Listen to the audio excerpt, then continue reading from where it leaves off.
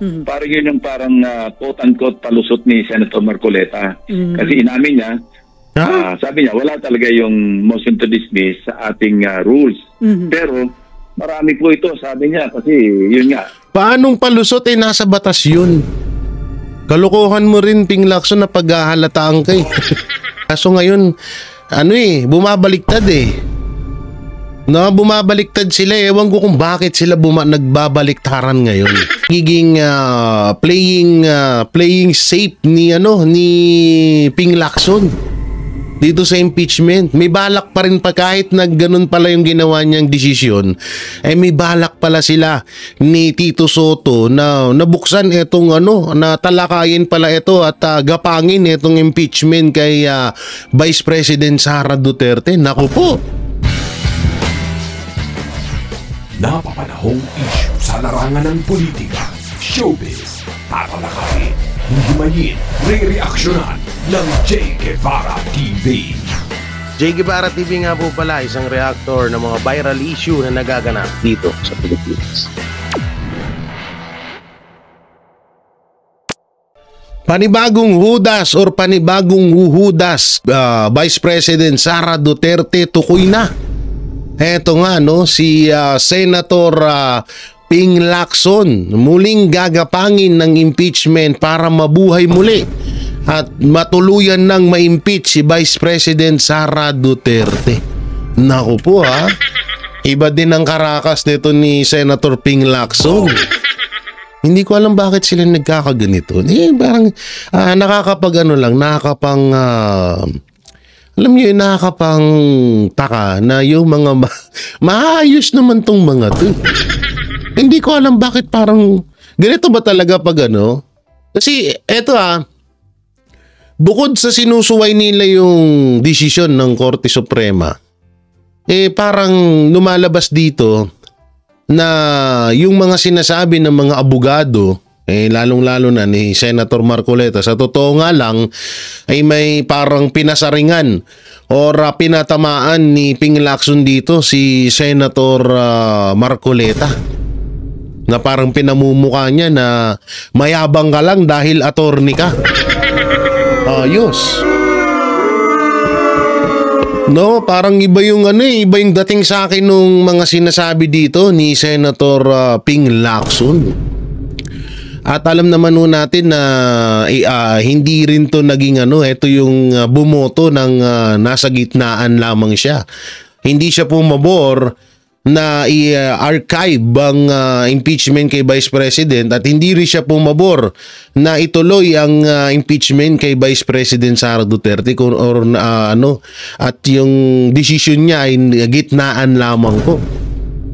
So nakakapag pero may plano pala etong si Tito Soto at si Ping Lacson, at ito yung papanoorin nating video na to.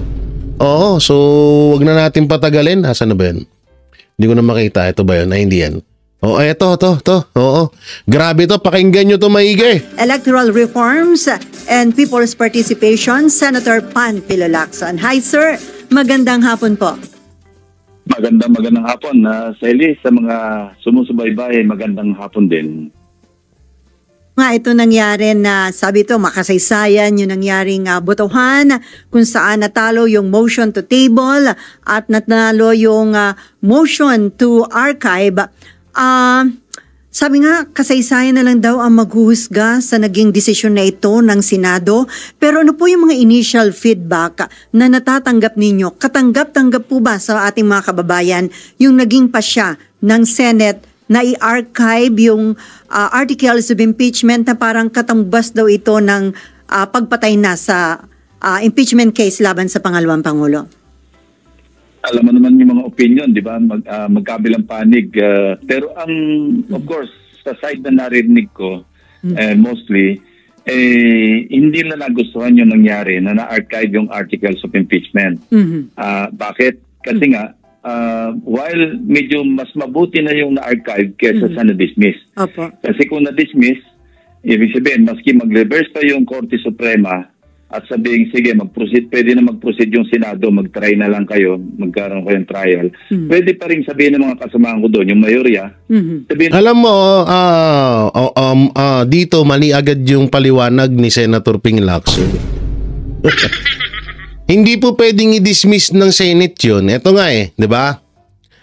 Nagdesisyon ng Supreme Court na na may nangyaring hindi tama or paglabag sa konstitusyon sa nangyaring impeachment sa Congress kay Vice President Sara Duterte. So may nilabag na batas. So ang ginawa ng Supreme Court, pinagbigyan ng isa pang pagkakataon ng Congress na mag-apela ng impeachment labang kay Vice President Sara Duterte, pero sa susunod ng taon, sa 2026 February. So malinaw yun. Noong napunta sa Senado yung impeachment, iginalang po ng ibang mga senador at halos marami po ang gumalang sa desisyon ng Supreme Court.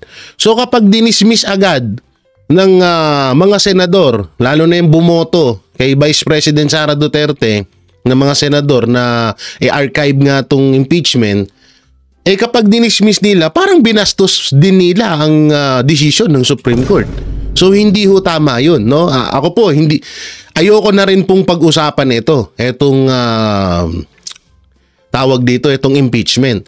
Dahil sinasabi ko nga ho sa inyo na mas may mga dapat pa tayong pag-usapan niya sa Senado. Ngayon, yung sinasabi kasi dito ni Senator Ping Lacson, hindi tugmain, ang pangit po ng paliwanag niya. Hindi ho dapat ganun.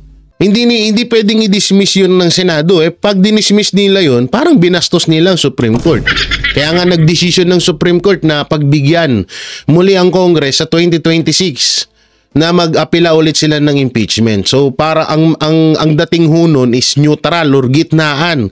Hindi dumepende ang Supreme Court sa panig ni Vice President Sara Duterte. Hindi dumepende ang Supreme Court sa panig ng Congress, ng mga anti-Duterte. So ganun po. So napakaganda ho nun kasi nasa gitnaan ng Supreme Court. Na ayun po yung sinunod ng Senado, kaya nga in-archive. Hindi pwedeng i-dismiss yun, Senator Ping Lacson. Dapat alam mo yan, Senator ka. Moot na yan kasi na-dismiss na natin. Correct. Ngayon, pupunta naman tayo sa pagka-archive. No? While yung archiving, definitely, hindi yun dismissal. Kaya lang, meron ding i-hurdle doon kasi halimbawang nag-reverse nga ng desisyon ng Korte Suprema at sinabing pwede na mag-proceed yung trial. Kailangan pa namin panibagong motion sa floor at para i-pull out yung na-archive. Botohan yun kasi magdidebate, magbobotohan. At sa tingin ko lang, ito, pakiramdam ko lang ito, malamang na manalo muli yung wag nang i-pull out, wag nang i-revive. Ano ko lang yun, sarili ko lang yun. Base doon sa nakita kong medyo matigas na paninindigan doong mga kasamahan ko, yung majority, na ayaw na nila talagang mag-proceed yung trial. So, wag naman sana kasi pagka ako mismo, kami dalawa ni Tito Sen, nangungunahan namin yung mag-motion kami na i-pull out from the archives yung articles of impeachment para ito'y ma-refer na muli sa impeachment court mag-convene. Kung sakaling mangyari yung reversal. So sir, ang mangyayari nun, majority pa rin ang kinakailangan boto? Parang minarinig ako, parang 5 lang, pwede na? O hindi po? Ito, yan na. Hindi ako sure kasi pagka may motion at nagdebate, majority yung masusunod kung i-adapt yung motion o hindi ba?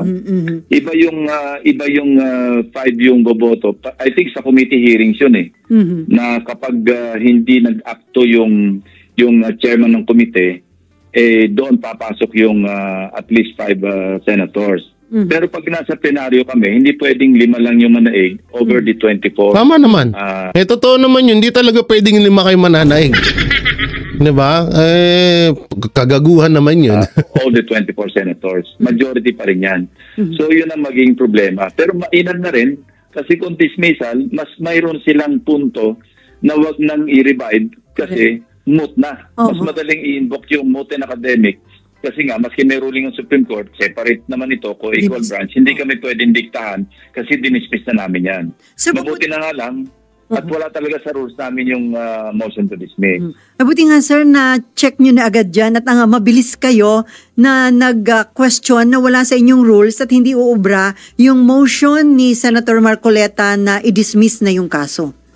Oo, napagandaan ko yun kasi nung nag-caucus kami a week ago, Tuesday I think, nabanggit No, Senator Marcoleta, pinaghandaan pala ni Ping Lacson eh.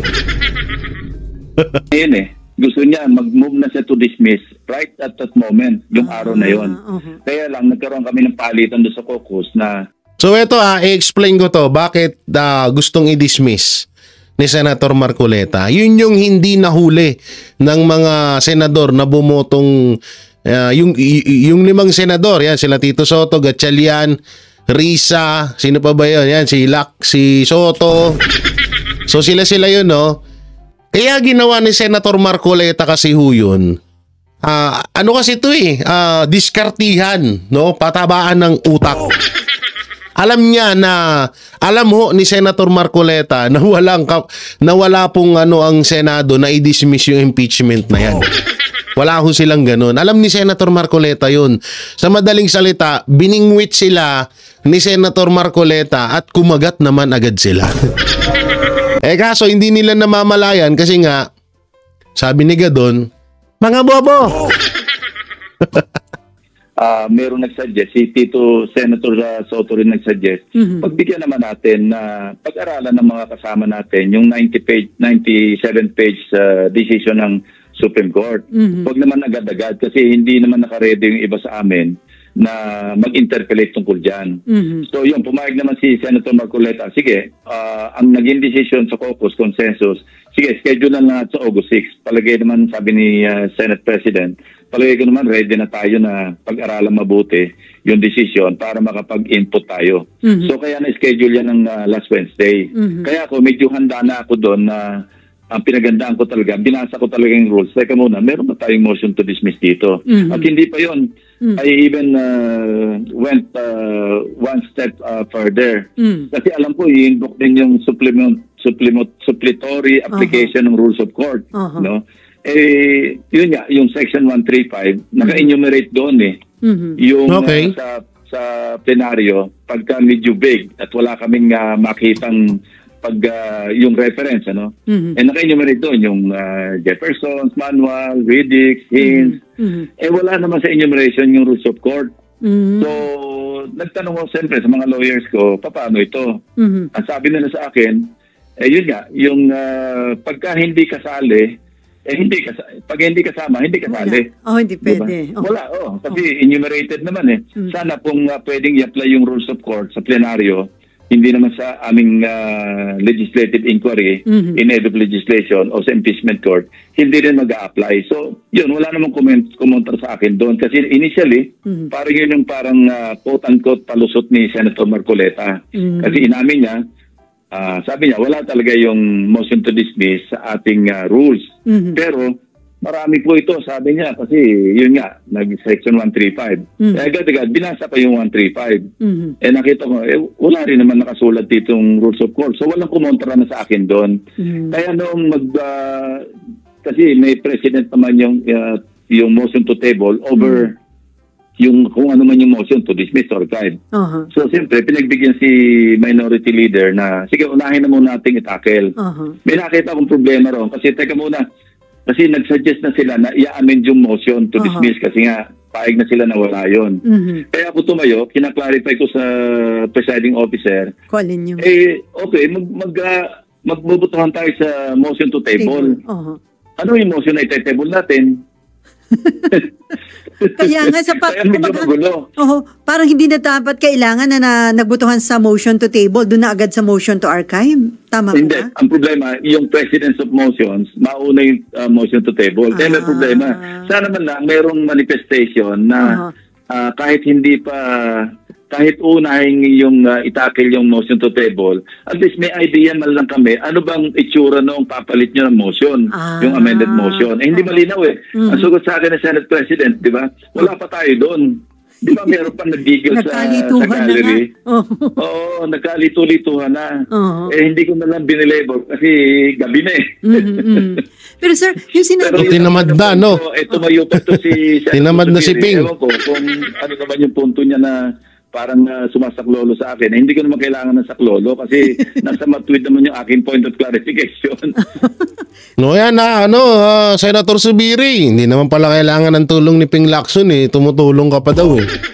May pagkamayabang din pala talaga to si Ping Lacson, no? Hindi, yung datingan ng salita niya, may pagkahambog eh. May pagkahamuon. Sa salita namin, may pagkahamuon. Hambog, bayabas, ganun. Ano pa bang ibang tikalon, ganun.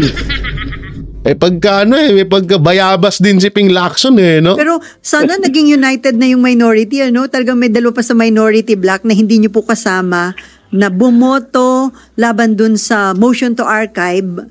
Kasi nakasama nyo pa yung dalawang taga-majority. Oo. Okay na sa amin yung magkanya-kanya kami ng boto doon sa motion to archive. Ano?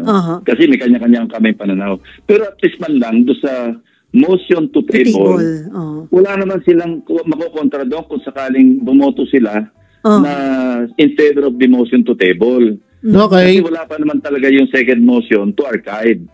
Kaya yun ang hindi ko rin mawari, hindi ko rin maintindihan. Bakit nag-no sila doon sa motion to table?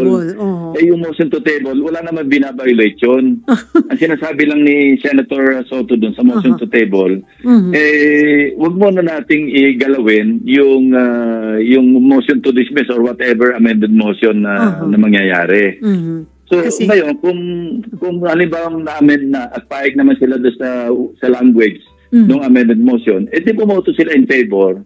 Yun lang naman ang sa akin. No? Wala akong hinanakit kasi may usapan kami sa minority na tayo nasa minority pero kanya-kanya tayong paniniwala. Igagalang natin lahat yung paniniwala natin.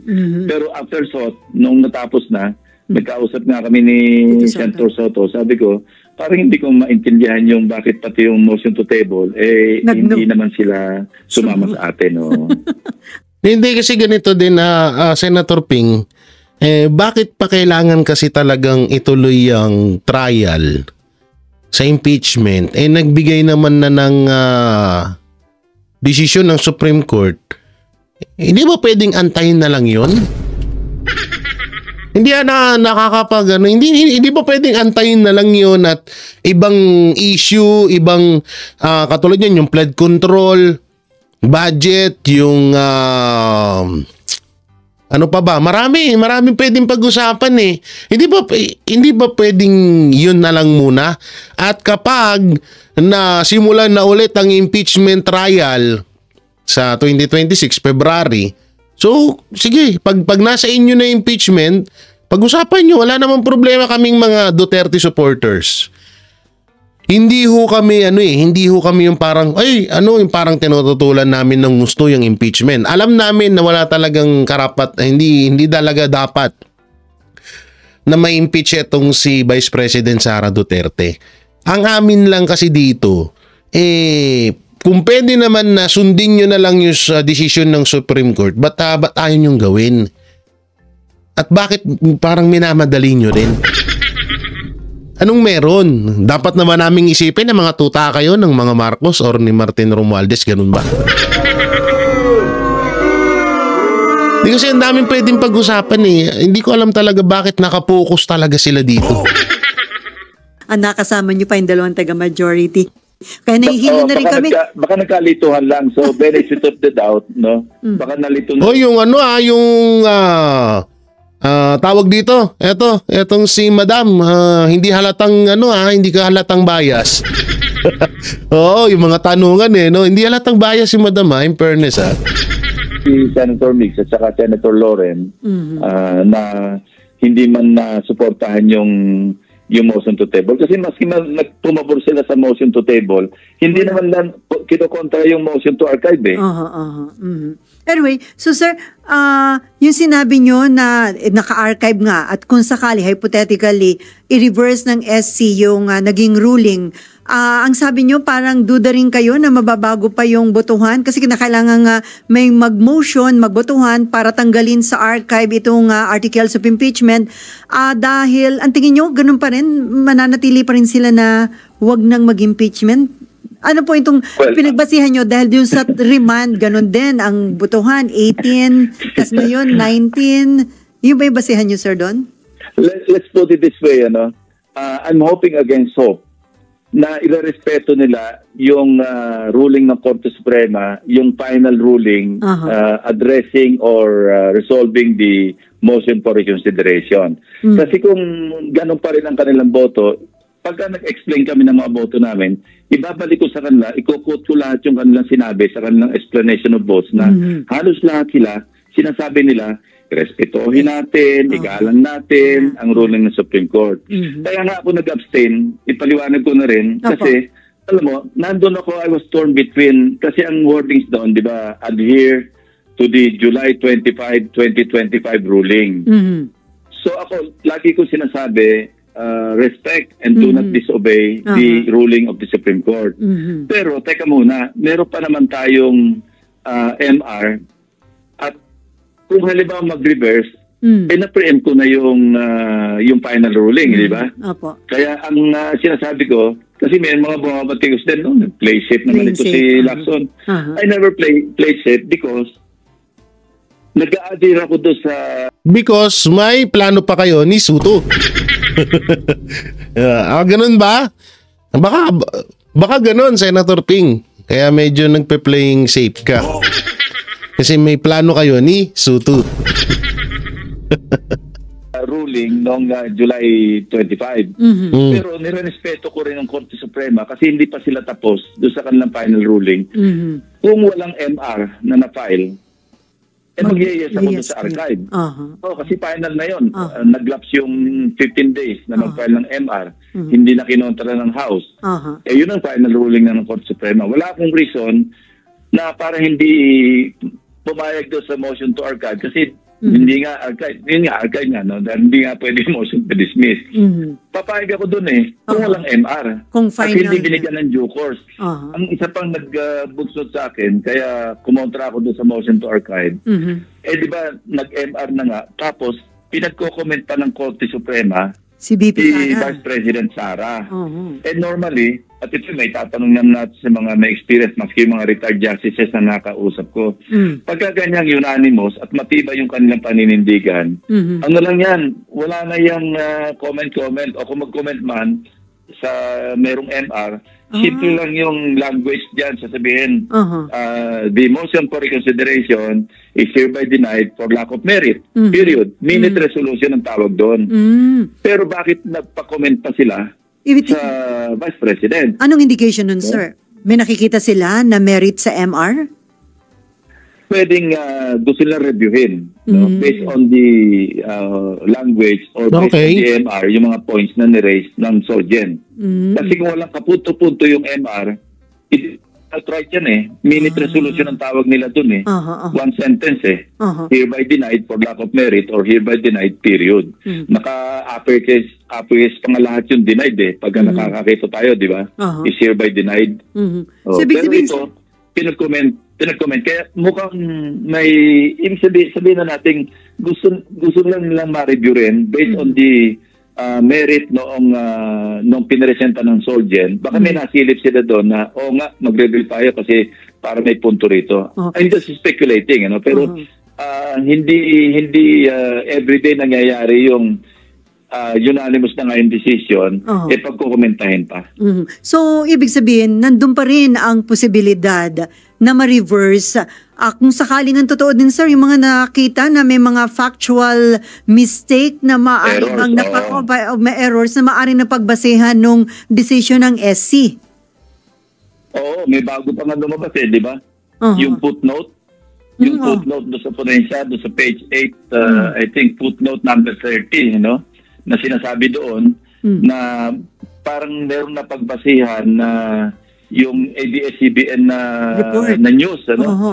Dinina naman ng ABS-CBN, sinabi na misquoted o kaya falsely quoted yung kanilang balita.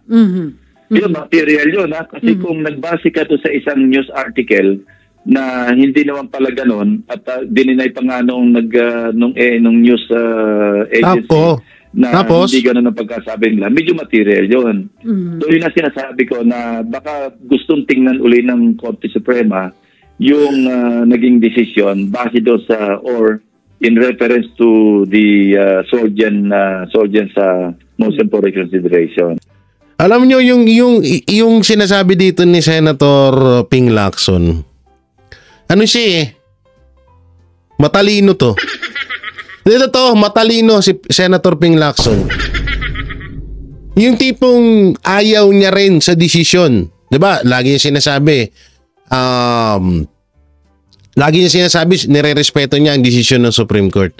Pero kung papakinggan yung maigi yung mga sinasabi niya, may pa-segue siya na banat sa Supreme Court. May may pailalim na banat sa Supreme Court na kung iisipin mo maigi, kung na talagang lumalabas na tutol din siya sa decision ng Supreme Court. Oo, magaling playing safe ka nga talaga. Tama nga yung bansag sa'yo na ibang netizen, playing safe. Hindi eto ang pangit pa dito sa sinabi ni Ping Lacson, ang baba naman ng ganyan kababa ang tingin mo sa Supreme Court na Senator Ping Lacson na ikinumpara mo yung sa ABS-CBN na isang report na inalmahan ng SC ng Supreme Court na at baka ganun din ang mangyari dito sa desisyon ng Supreme Court sa impeachment. Parang ang babaw naman huwata ng tingin niyo sa Supreme Court, Senator Ping. Bakit naman ho ganun, no? Senador ho kayo, dapat ginagalang nyo Supreme Court. Pangit ho yan. Nasanay na consider din yan ng Senate, sir, di ba? Kahit na sinasabing immediately executory yung decision, pero sabi ng iba, hindi naman sinabing final and executory. So pwede naman naghintay ng konting panahon para dun sa final ruling bago ho nagdesisyon nga ang Senate na i-archive or hindi itong impeachment case.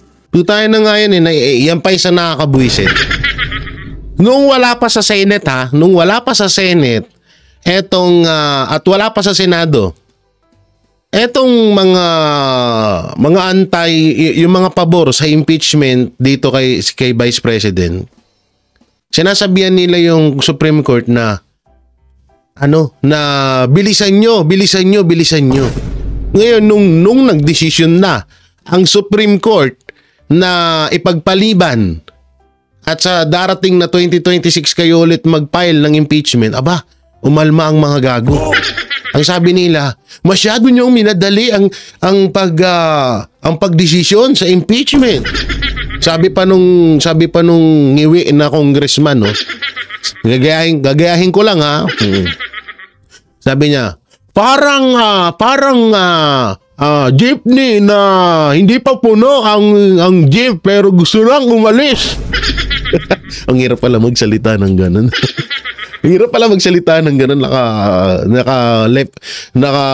Naka-triangle yung panga mo. Tapos ganun din ang ginawa nila. Nung napunta sa Senado, eto na. Natatandaan niyo yung una na sinasabi ng Senado na ipagpaliban muna yung impeachment trial. So umalma ang mga putang ina. Ang sabi nila,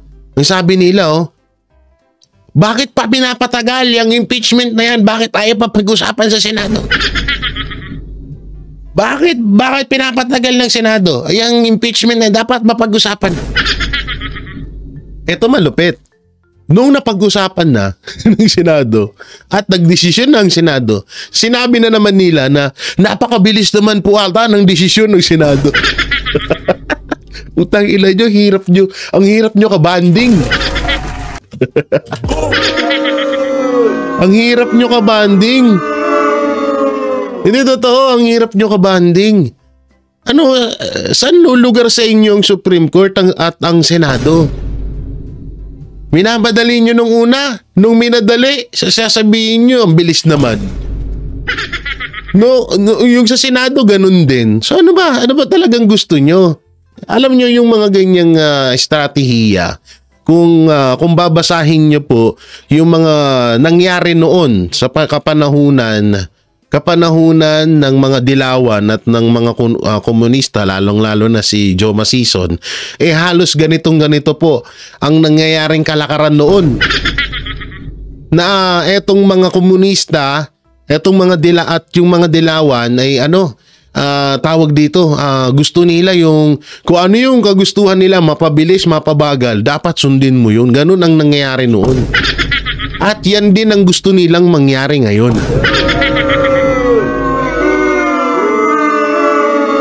Kaya nga matatawag tong mga anti-Duterte na a few moments later.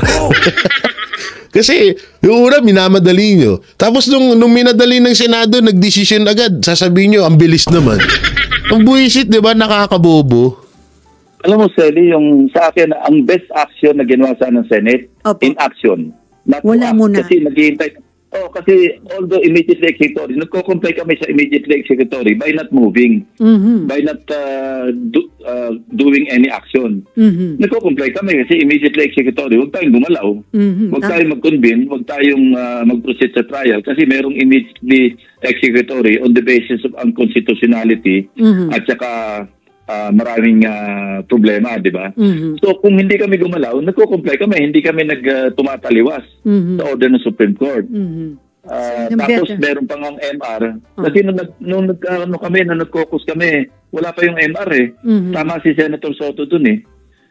Na ang agreement nga, yun nga, magko-caucus, tapos magdidebate. Kung wala nga yung MR, palagi ko, may dalawa ni Senator Soto, hindi kami kukontra eh. Doon sa motion to archive or whatever motion na wag nang galawin eh. Kaso may MR, hindi lang ho ang House of Representatives, may iba pa yatang grupo na mga kongresista, may hiwalay pa yatang motion for reconsideration. At meron din sir ng mga pumuna na bakit dito nagdumali sila dahil doon sa term na immediately executory. Pero nung na-file daw ito nung February na nasa Constitution yung mandate ng Senate na nakalagay forthwith, ang dami nilang ibig sabihin sa forthwith dahil wala ito. Diba? Tama. That's another issue. Sa akin lang, kung hindi kami... So ibig sabihin, tanga yung 19 na senador. O yan ha, shoutout po sa mga senador. Wala tayong sad song dito. Shoutout po sa mga senador po na bumoto na i-archive, ano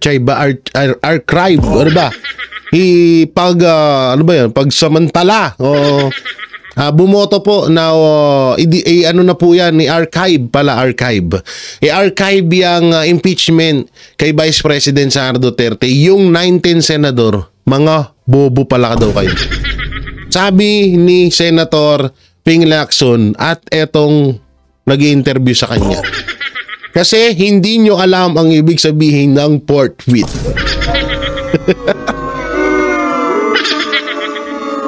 Ano yun? Ano to? Alam nyo, hindi nalalayo. Ito sana kung sino nanonood, paki-screenshot ito at i-share nyo sa mga Facebook sa mga Facebook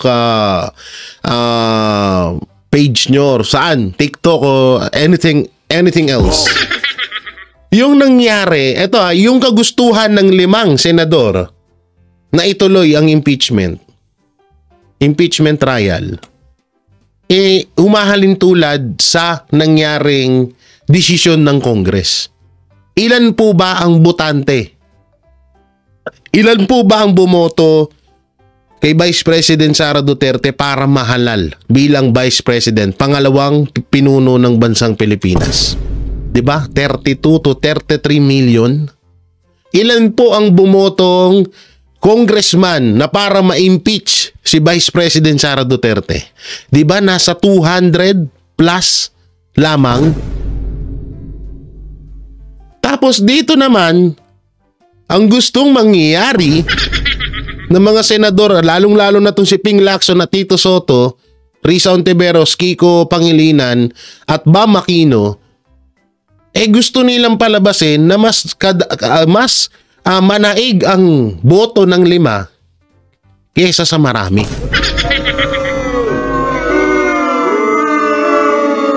Aba, parang hindi naman ho ata hindi naman ho ata tama yun. Ha? Parang hindi naman ho ata tama yun. Sa totoo lang, kung gustong ma-impeach siya, kaya nga minsan nakakabobo. Nakakabuisit yung dapat mabago na rin yung usapan sa impeachment. Dapat kapag isang kandidato ang i-impeach, no? Isang ng gobyerno, kawani ng gobyerno ang i-impeach, dapat pagbotohan sa taong bayan manggagaling ang impeachment. Hindi sa mga congressman. Kasi bakit sinasabi ko bang hindi dapat sa Kamara? Hindi dapat sa Kamara. Hindi dapat sa House of Representatives nagsisimula ang impeachment. Kasi dito nabubuo yung politics, yung pamumulitika kung tawagin.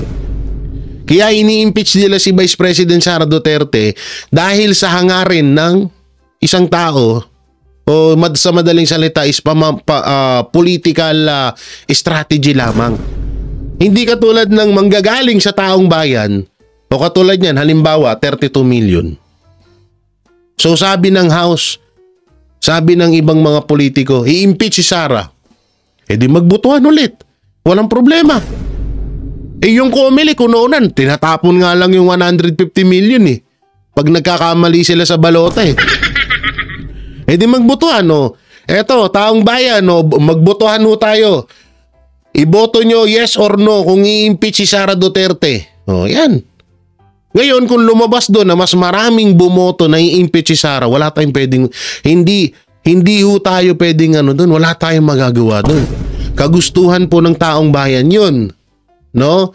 Kagustuhan po ng taong bayan na ma-impeach si Sara. Pero, asawa ni pera, kapag yung boto doon ay mananatiling gusto nilang manatili si Vice President Sara Duterte bilang Vice President ng Pilipinas, okay po yun. Dapat gano'n ang mangyari.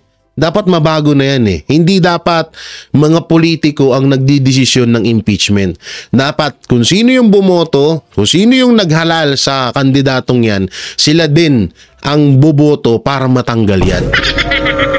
Ganun dapat.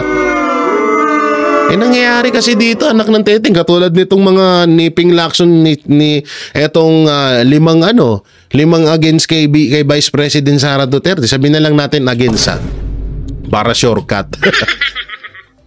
Mas gusto ang pinaparating nila, mali yung boto ng 19 senador, tama yung boto ng 5 senador. So ibig sabihin, mas lamang ang konti sa marami. Ang galing.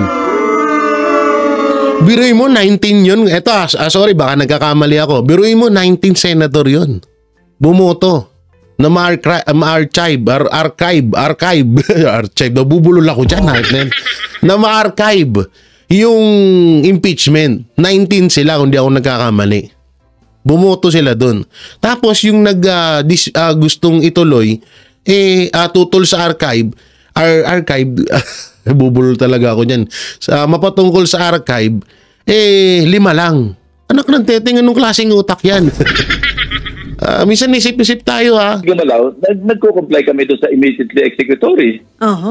Hindi ba? Kung wala kaming ginalaw paano kaming nagbabiolate doon sa immediately executory kung wala kaming galaw? Nagko-comply kami, nag-adhere kami. So sir, kung yan ang archive, hindi kami sumusunod doon sa final decision kasi wala pa piniprint, hindi naman sa hindi sumusunod, mali. Piniprint namin yung whatever final decision na gagawin para ina-assume naman namin na siguradong i-deny yung motion. Hindi pa natin alam yun. Bakit tayo nag-archive na? Pag-archive ba, tama lang yun. Ba't tayo nag-dismiss na? Kaya tanga nga yung 19. Kayo ng 5 ang matalino. Shoutout po sa 19 senador niyan. Bobo po kayo. Sabi ni Senator Ping Lacson. Tanga pala kayo Tangin na 5 kontra 19. Saan ka nakita na? Parang impeachment 32 million versus 241 na congressman. Putangin na. Kalokohan nyo, ang lakas ng tama nyo. Question ko nga. Ngayon, archive, okay lang yun. Pero ang problema sa pag-archive nga, Paano while bubuhayin? hindi ito dismiss, panibagong round of debates na naman yan. So technically, tamang i-consider po sir na sa ngayon, ang impeachment case laban kay BP Sara ay pinatay ng Senate. Pinatay pero hindi pa lang daw inililibing. Hindi, sabihin na nating dead, pero pwedeng i-resuscitate. Pwede maglasa Rose. No, kung sakaling ano. Pero gano'n ang tawag nila. Pagka in-archive mo yung isang issue o isang pag-uusapan, in-archive mo, ang parang impression kagad, dead. Hindi na sinabi ni Senator Soto. Pero may pag-asang mabuhay. Hindi tulad yung dismiss. Mutin academic, pwede kang halimbawang dinismiss namin, halimbawang hindi ko nga nasilip yung wala sa rules at nanalo yung motion to dismiss, pwede kang mag-strengthen pa yun, ma-reinforce pa yung sabihin ng Supreme Court. Wala na rin namin tig-uusapan dito, dinismiss na ng Senate. Correct. So, pwedeng gamiting argument yun no mga abogado ni Vice President na ano pa ba yung pinamotion for reconsideration, dinismiss na nga ng Senate. So crucial pala yun yung nangyari. Buti na lang nasilip nyo na wala sa rules. Anyway, kung natuloy po ba Senator Lacson? hindi na feel ni Ping Lacson na nahulog sila sa patibong. Ayoko lang sabihin ng gusto pero ang hirap kasi rin i-explain Alam nyo yung ginawa ni Senator Marcoleta na gusto niyang i-dismiss, patibong lamang yun, no? Ngayon, alam nila Senator Marcoleta na wala sa ano yun. Ay, naku po. Yung impeachment, sa tingin ninyo, yung magiging resulta ng botohan ay parang preview na yung naging resulta doon sa botohan nung iniremand sa House at itong motion to archive. Parang preview na rin kaya ito kung ano yung magiging boto ng mga senador kung sakaling natuloy ang impeachment? Ako, I can only speak for myself. Ako, hindi ko sigurado kung mag-a-acquit o magko-convict. Gusto ko makita yung ebidensya kasi hindi ko pa nakita ebidensya. Ang pigpapasiyan ko lang, yung lumalabas sa news Hindi ko pa talaga nakita. Depende on how the prosecution team of the House will present. Ang inang yan, doon ka lang pala bumase sa nilalabas ng news. Tapos kailangan niya daw ng ebidensya. Bakit ka tumututol kung ganyan lang din pala pananaw mo? Di sana bumoto ka na lang sa archive. Ay, naku po. Yung kanilang impeachment complaint o yung articles na nakarating sa yung article number 4, Depende yon. Hindi ko sinasabing magko-convict ako at mag-acquit ako. Gusto ko muna makita ano yung lalabas na ebidensya. Kasi kung basura yung ebidensya nila, ako yung siguro sabotuhan maski... Tuta na, playing safe si Ping Lacson. Ewan ko sa'yo, Ping Lacson, nakakadismaya ka. Isa ka sa mga yung paliwanag niya, yung lahat ng paliwanag niya, playing safe siya. Pag nakita ko yan, tapos pag nakita niya yung ebidensya, mag-a-agree na naman siya na i-impeach si Sara, ganon. Tigilan mo ko. Siyempre, alphabetical yan. Sigurado mag-acquit ako. Pero pag nakita ko naman na napakatibay ng ebidensya at mahirap i-justify sa publiko, mahirap i-justify sa aking konsensya na mag-acquit, magko-convict ako. Kung sabagay si So, hindi ako makapagsabi na ngayon pa lang, ako for conviction ako. Hindi ko pwede, unlike yung ibang kasama namin, di ba? Narinig naman sa explanation of votes. Parang isang linggo na nakaredy yung kanila explanation Oo nga. So sir, doon sa mga explanation of votes, meron bang ibang parang foul ang nangyari?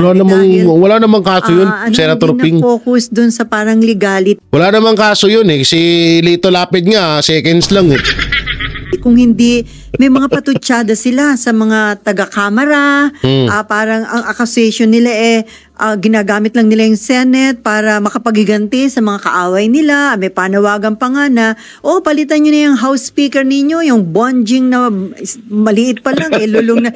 Tama po ba yun? Wala bang violation nyo ng parliamentary courtesy, sir? Yung ganung explanation? Wait lang, ma'am. Ma'am, bago mo itanong kay Senator Ping Lacson, ako muna sasagot ng iyong katanungan. Pwede pakitanong din kay Ping Lacson na pwede rin kaya yung ginagawa ng Congress na nilalait-lait nila yung Senate? Kasi unang-una, Yung Congress po ang unang nagbato ng mga maanghang na salita laban sa Senate, laban sa Senado. Ngayon, yung lahat ng sinasabi ng mga senador ngayon mapatungkol sa Congress, i-deserve nila yun, ganti lang nila yun sa mga sinabi ng mga congressman. Dapat ma'am, tanong mo yan ha, antayin ko kung magtatanong siya about dun. Collegial kami, ang magsasabi kung may violation ng interparliamentary courtesy, yung mayores sa amin. Pero kung tatanong mo opinion ko, hindi na kailangan yun eh. Kasi pag-uusapan lang namin yung legality eh. Huwag na tayo sana mag-inject ng mga yung talunin nyo na lang sa 2028. Yes. Hindi na magkasama sa usapan yun eh. Hindi ka naman kasi din alam mo... hindi naman labag sa batas yun. Freedom of speech naman yun ng bawat senador. Katulad mo, may mga sinabi ka din. Freedom of speech mo yun bilang senador. Wala ka dapat doon. Hindi mo dapat kailangan manduan yung kapwa mo senador na hindi na kailangan sabihin yun. Gusto nila yun. Wala kang pakialam doon, Senator Ping Lacson. Sorry hindi ako galit kay Senator Ping Lacson na. Ako ay nagkukomento lamang sa mga sinasabi niya. Pero pangit naman yun na pakialaman mo yung sinasabi niya. At halata dito na etong si Senator Cayetano nga ang sinabihan na pinapatamaan nito ni Ping Lacson mapatungkol ho dyan sa nangyaring impeachment trial. Wag ganun. Ikaw nga hindi ka pinakailaman Tsaka kung ano man sabihin ng ibang mga senador laban sa Congress, ganti lang nila yun. Palibasa, hindi ka naman binanatan Ikakapanalo mo lang Bakit? Nung unang impeachment trial, nandun ka na ba? Wala, tumatakbo ka pa lang nun. Ito naman, bias naman tong nagtatanong. Tama. Pero yung nawagan ng mga kasamahan ninyo kay BP Sara na kahit na ka-archive, better daw na magsalita, maglabas ng ebidensya at sagutin yung issue in public para, kumbaga, kasi kung hindi ito masagot, parang mananatiling may malaking question sa utak ng tao na totoo ba o hindi yung mga allegations sa pangalawang Pangulo? Tanga lang ang hindi nakakaintindi, ma'am. Ilang beses na hong sinagot ng Office of the Vice President yan. Ilang beses na rin pong sinagot ng attorney ni Vice President Sara Duterte na si Michael Pua. At ilang beses na rin sinagot ni BP Sara yan. Tanga na lang ho ang hindi makaintindi. Palatang madam, huwag ka masyadong magpalata na bias, sayang ka pa naman. Dapat sa pagiging ganyan, medyo neutral ka dapat magtanong. Kaya nga ito sinasabihan ko nga kayo, kasi kami sa totoosin lang, nilalait-lait kami ng ibang anchor na kami mga Banateros Brothers. Nilalait-lait kami ng mga ibang anchor, lalo na anchor ng GMA, ABS-CBN, TV5, ewan ko lang, UNTV. Basta ito yung mga kilalang mga anchor, mga journalist. Kasi nga daw, low class daw, ganon. Walang karanasan na matatawag, walang pinag-aralan pagdating sa journalism. Pero naging anchor. Wala daw pinag-aralan sa pagiging anchor. Ang masasabi ko lang dyan, okay na rin siguro, mas okay na rin yung ganun. Wala nga kaming karanasan sa pagiging anchor, pero hindi kaming bias katulad nyo. Kasi kahit hindi maka-Duterte ang ini-interview namin, neutral lang ang ang tinatanong namin.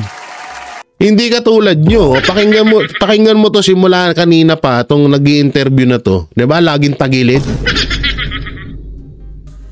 Call na ni Vice President Sara yun. Kung gusto niyang sagutin in public, in another forum, nasa kanya na yun. Kung gusto niya na manahimik at ayaw sagutin, nasa sa kanya na rin yun. Although ngayon ang kanyang statement, kahapon yata yun, sabi ni BP Sara, sana daw gusto niya ma-present lahat ng mga ebidensya mula sa prosecution at mula sa panig ng depensa. But unfortunately, hindi na daw yun mangyayari sa ngayon dahil naka-archive na nga daw yung articles of impeachment matapos yung SC ruling na nagsasabing unconstitutional. So, handa pala siya. Kaya lang, yun na nga, yung mga naging developments, wala na. Hindi na mangyayari. Una-una, kapag ginawa ni Vice President Sara Duterte yun, parang niyang binastos ang Supreme Court. Nag-decision na nga ang Supreme... Ay, naku po, ma'am.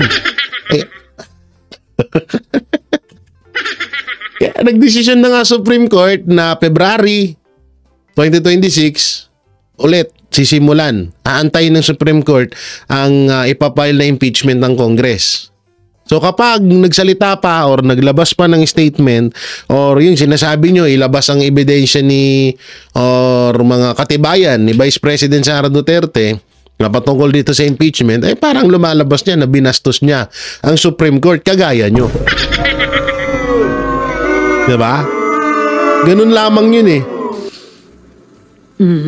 Anyway, so sir, sa tingin... Ayaw na nga kita, ayaw na kita tama na yan. Masyado ka ng tawag dito, masyado ka ng pagod.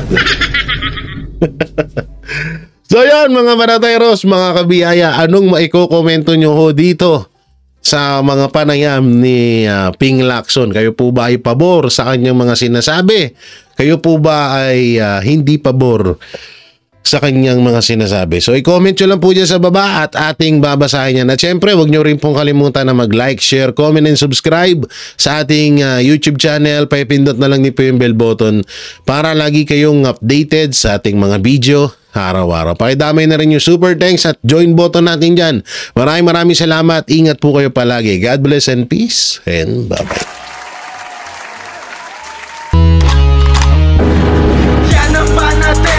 Walang inuurungan. Pag tama palakpakan, pag mali ay babanatan. Yan ang Banateros, boses ng ordinaryong Pilipino. Banateros ay walang makakaawan. Walang inuurungan, Banateros ay tinutulungan.